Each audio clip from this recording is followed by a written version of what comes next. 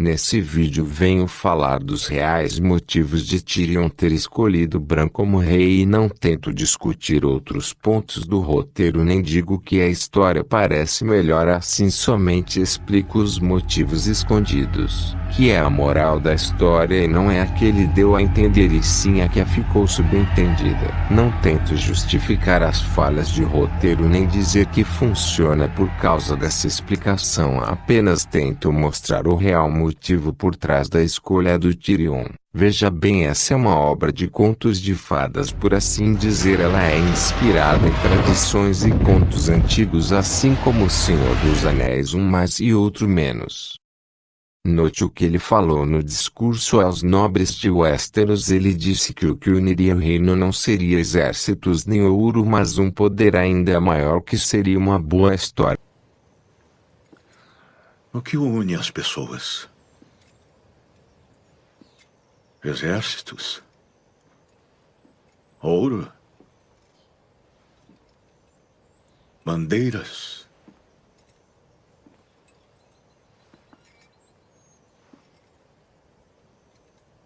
Histórias. Não há nada no mundo mais poderoso que uma boa história. Nada pode impedi-la. Nenhum inimigo pode derrotá-la. E quem tem uma história melhor do que Bran o Quebrado?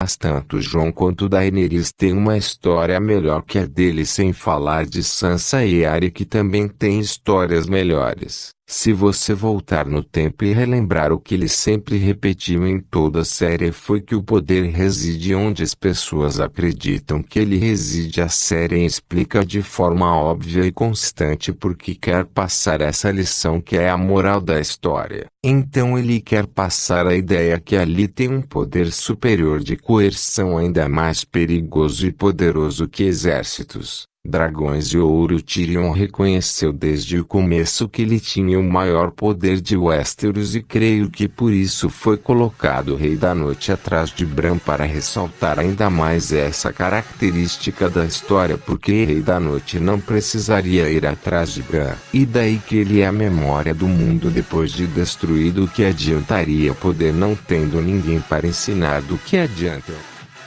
Eu não estou dizendo que essa é a interpretação correta. Os autores podem desmenti-la depois, criando outro elemento na história que mude a perspectiva.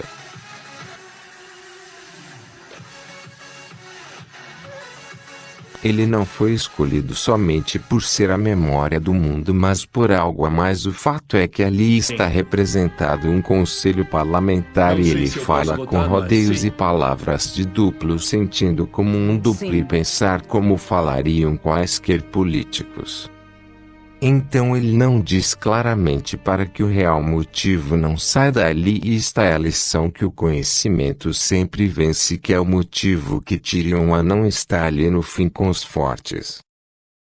E esse é o motivo de Bran ser escolhido, porque tem conhecimento de todos os segredos que os nobres querem esconder, e o que justifica a sua força, como dizer que são descendentes de heróis como a casa Tyrell diz que descendem do garfo mão verde. Ele pode simplesmente dizer que é mentira ou que as histórias foram aumentadas, não importa o que ele disser, vai ser considerado verdade.